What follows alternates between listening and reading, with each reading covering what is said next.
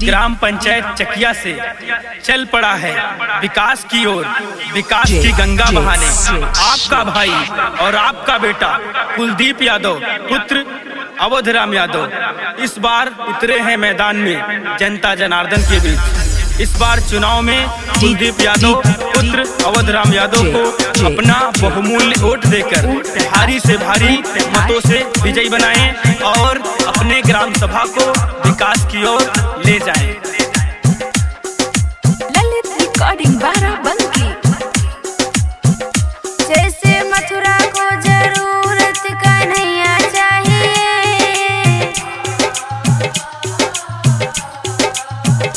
जैसे मथुरा को जरूरत कन्हैया चाहिए, वैसे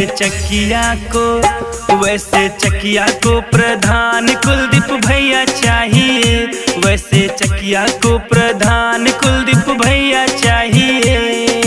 जात धर्म का भेद नहीं, मानवता धर्म हमारा है, झूठा वादा तो नहीं, केवल विकास ही हमारा है, केवल विकास ही हमारा है। Music by Lalit Verma. गांव के गरीबों का रखते सदा ध्यान है, बूढ़े बुजुर्गों का करते सम्मान है।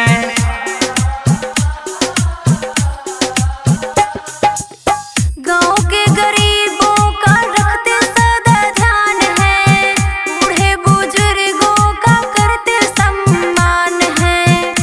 जैसे कलश में जरूरत जवैया चाहिए, जैसे कलश में जरूरत जवैया चाहिए, वैसे चकिया को प्रधान कुलदीप भैया चाहिए, वैसे चकिया को प्रधान कुलदीप भैया चाहिए।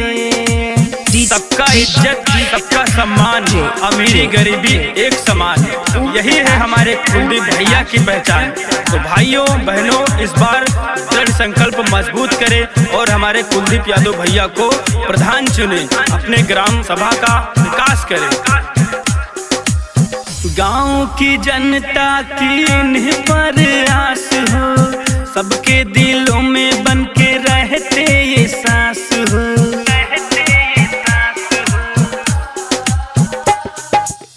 गांव की जनता की इन्हीं पर आस हो, सबके दिलों में बन के रहते ये सांस हो।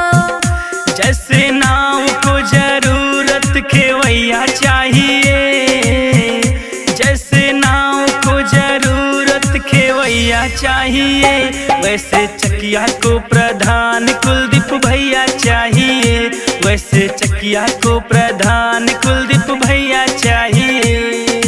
जालिम कितना जुल्म करेगा सत्ता के गलियारों से, ग्राम सभा चकिया गूंज रही है कुलदीप भैया के नारों से, कुलदीप भैया के नारों से।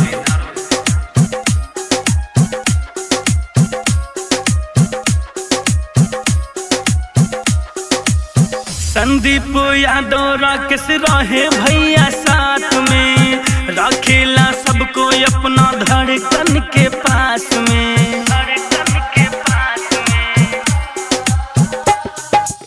संदीप यादव राकेश रहे भैया साथ में, रखेले सबको अपने धड़कन के पास में। गाँव का विकास हो समैया चाहिए, गाँव का विकास हो समैया चाहिए, पूरे चकिया को प्रधान कुलदीप भैया चाहिए, पूरे चकिया को प्रधान कुलदीप